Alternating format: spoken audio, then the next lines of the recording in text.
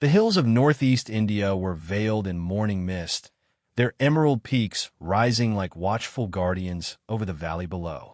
Between the thick canopy of ancient trees and the whispering streams, a village nestled in quiet harmony with nature.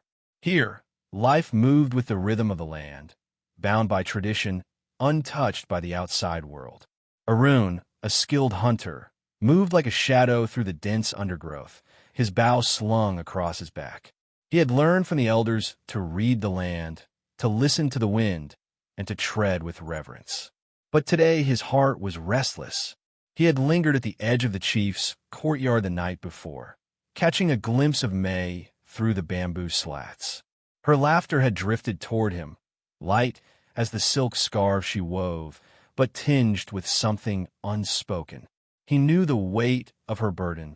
It was the same as his. May was the daughter of the village chief, her fate bound to duty. To the elders, her path was clear. She would wed a man of status, strengthening alliances, preserving tradition. But her heart had already chosen. She and Arun had met in secret for years, carving out moments between duty and expectation, whispering dreams of a life beyond the rigid walls of their world. One evening, as the sky burned with the hues of twilight, they met by the river, hidden beneath the drooping branches of an old banyan tree. Arun took her hands in his calloused fingers tracing the delicate lines of her palm. "Tomorrow, at midnight, we leave," he murmured. "Beyond the mountains, there is a valley untouched by the village laws. We can start anew." May hesitated, searching his face. "What they find us?" "They won't." He cupped her cheek. "Do you trust me?" "With all that I am," she whispered. But unseen eyes watched from the darkness. Tenzing, a warrior of the village, stood in the shadows, his jaw clenched. He had sought May's hand for years, his status making him a favored match. Yet she had refused him time and again, always with a gentle smile, but unwavering resolve. And now, the truth stood before him. Her heart belonged to another. The next morning, Arun ventured deep into the forest, drawn by an unshakable feeling. The towering trees whispered in a language he did not understand, and the air carried a strange hum. Then, amid the dense foliage, something caught his eye, a feather unlike any he had seen before. It shimmered with an iridescent glow, shifting between hues of gold and sapphire as it rested atop a bed of wild orchids. As he reached for it, a voice, aged yet steady, called from behind. Arun turned swiftly, finding an old hermit draped in robes woven from the fibers of the land itself. His eyes, clouded yet piercing, fixed upon the feather in Arun's hands. "You have found the feather of truth," the hermit said. "It reveals what the heart dares not say. But beware, for truth is a double-edged blade." Arun studied the feather, feeling its weightless presence between his fingers. "Use it wisely," the hermit warned before vanishing into the forest, as if swallowed by the trees themselves. That night, Arun clutched the feather as he made his way to their meeting place. May was already there, wrapped in a cloak, her eyes filled with both longing and fear. "We leave now," Arun whispered, reaching for her hand. But before she could answer, voices rose in the distance. Torches flickered through the trees, the glow inching closer. May's breath hitched. "Tenzing," she whispered. A dozen warriors emerged, Tenzing at the forefront, his gaze cold. "The chief demands your presence," he declared, his voice sharp. "Both of you." May's grip tightened around Arun's hand before she stepped forward. "I will go willingly," she said, her voice steady. "But no harm must come to him." Arun clenched his jaw, but May's pleading eyes silenced his protest. The village square was alive with murmurs when they arrived. The chief sat beneath the great banyan tree, his expression unreadable. The elders whispered among themselves, their faces lined with years of tradition and expectation. May, her father's voice carried across the silence. "Is it true you intended to leave with this hunter?" A pause stretched between them. Arun felt his heart pound. May lifted her gaze, and for a moment, Arun saw her hesitation, then something else. Resolve. "No," she said. The word struck him like a blade. He turned to her, confusion breaking through his shock, but her face was unreadable. Tenzing smirked. She was coerced, he added, stepping forward. Arun bewitched her, used trickery to turn her against her own family. Arun's fists clenched, but May's silence burned more than Tenzing's accusation. Enough. The chief's voice was final. This matter is settled. Arun felt the feather grow warm in his grasp, a pulse of energy surging through him. He wanted to press it to May's hand, to force the truth to spill from her lips. But as he looked into her eyes, he saw the fear hidden beneath her composure. This was her sacrifice.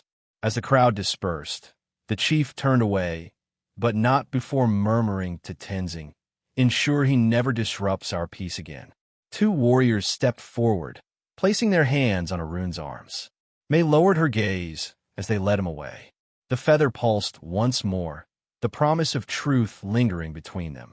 The village was silent beneath the weight of judgment. Arun knelt in the center of the gathering, his wrists bound with rough rope. Torches flickered in the night air, casting restless shadows upon the stone faces of the elders. May stood among them, her expression carefully composed, though her hands trembled beneath the folds of her silk shawl. Tenzing loomed nearby, his arms crossed, the glint of triumph barely concealed in his gaze. The chief regarded Arun with the somber weight of authority. "You have been accused of deception," he said, "of corrupting my daughter with false promises and leading her astray. Do you deny it?" Arun lifted his chin. "I deny nothing," he said, his voice steady. "My love for May is true. I would never seek to harm her." Tenzing scoffed. "Then why did she refuse you? Why did she deny your love before us all?" Arun turned to May, searching her face for an answer. She stood rigid, her eyes locked on the ground. It was as if an invisible chain bound her, keeping her from speaking the truth. The silence between them was unbearable. One of the elders shook his head. "The girl has already spoken. She has no wish to be with you. What more is there to discuss?" A ripple of agreement passed through the crowd. Arun's chest tightened, the injustice of it all suffocating.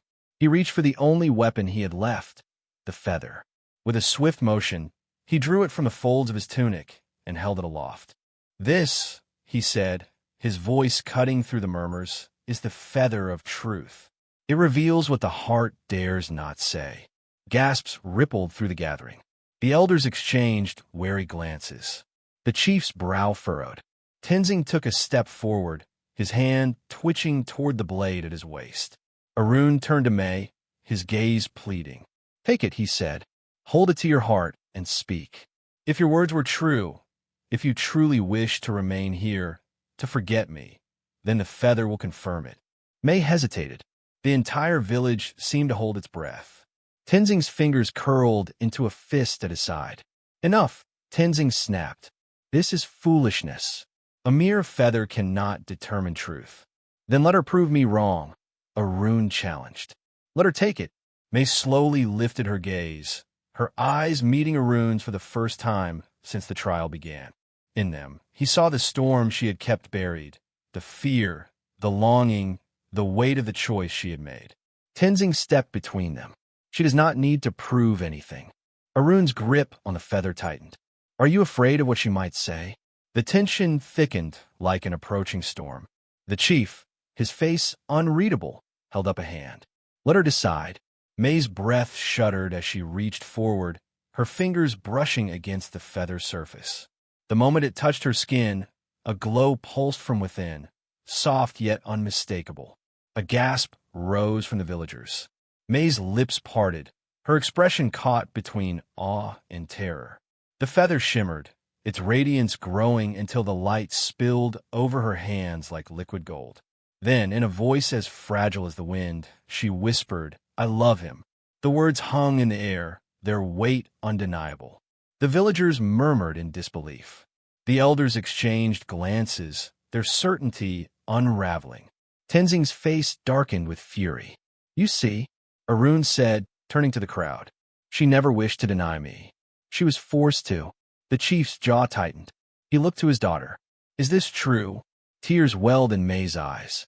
She clutched the feather to her chest, its glow intensifying. "Yes," she said, her voice steadier now. "I was afraid. Afraid of bringing shame to you, to the village. But my heart has only ever belonged to Arun." A stunned silence followed. Then Tenzing's voice cut through it, sharp with desperation. "This is witchcraft." He turned to the elders, his face twisting with rage. "Can none of you see? That feather is a trick, a cursed thing meant to deceive us. It reveals only truth," Arun countered. "If you believe otherwise, then take it yourself. Let it show us what lies within your heart." Tenzing hesitated. A flicker of doubt passed through the crowd. The chief's gaze hardened. "Tenzing," he said, "if you are so certain, then prove it." The warrior's hands clenched at his sides. For the first time, uncertainty cracked through his mask of confidence. He looked at May, then at Arun, then at the feather that still pulsed in her grasp. His jaw tightened. "I do not answer to sorcery," he spat. "I answer to steel." Before anyone could react, he lunged. His blade flashed in the firelight, aimed straight for Arun's heart. A cry tore from May's throat. Arun twisted, barely avoiding the strike, the ropes around his wrists snapping as he moved. The villagers recoiled in shock as the two men clashed, one fighting for vengeance, the other for survival. Tenzing struck again, his movements fueled by desperation. Arun ducked, his instincts honed by years of hunting, and delivered a swift blow to Tenzing's ribs. The warrior staggered, but his rage burned hotter. "Enough!" The chief's voice roared above the chaos. "Tenzing, stand down." But Tenzing did not listen. He lunged once more, only to be stopped by an unseen force. The glow from the feather flared, wrapping around Arun and May like a protective barrier. Tenzing's blade was wrenched from his grasp, flung to the ground by a force greater than any man's strength. A hushed awe fell over the village. The feather dimmed, its magic spent, but its purpose fulfilled. The truth had been laid bare. The chief's expression darkened as he turned to Tenzing. "You have dishonored this village with your lies and your violence. You are no warrior of mine." Tenzing's eyes widened. "No, leave," the chief commanded. "You are banished from this land. Let the gods decide your fate." Tenzing opened his mouth as if to argue, but the weight of the gathered stares silenced him. With a final glare at Arun, he turned and vanished into the night. The chief faced Arun and May. A long silence stretched between them.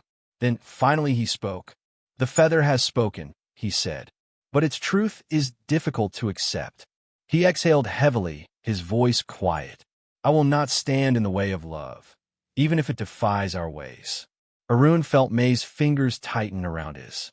A slow, relieved smile broke across her face, and for the first time, hope swelled in Arun's chest. But the night was not yet over, and the path ahead remained uncertain. The village lay in uneasy silence beneath the pale glow of the waning moon. The echoes of the night's revelations still lingered in the air, but the weight of unspoken words pressed heavier. The chief remained seated beneath the ancient banyan tree, his expression unreadable as he gazed at his daughter and the man she had chosen. The people stood around them in hushed anticipation, uncertain whether the moment had sealed the lovers' fate or spared them. Arun's breathing was steady, but his hands trembled at his sides. The feather, now dim, rested in May's grasp, its power spent but its truth undeniable. She stood beside him, unwavering, though the rapid beat of her pulse betrayed the storm within her. The truth had been revealed, yet truth alone had never been enough to bend the will of tradition. The chief's gaze swept over the gathered villagers, their faces a mixture of reverence, doubt, and lingering fear. "The gods have spoken," he said at last, his voice firm, though the hesitation in his eyes was not lost on his daughter. "The feather has revealed a truth that cannot be denied." He paused, his weathered fingers curling around the hilt of his ceremonial staff. But truth does not erase the past. Choices were made, lines were crossed. May's fingers twitched at her sides, a silent plea to her father, but she held her tongue. This was his moment, his decision to make, and she knew that his authority must remain intact for his acceptance to hold weight. Arun straightened. "I do not ask for your forgiveness," he said, his voice strong despite the exhaustion tugging at him. "Nor do I ask you to forget the customs that bind this village. But I will not apologize for love." His gaze locked onto the chief's. "And I will not leave without May." A murmur rippled through the villagers, their unease thickening.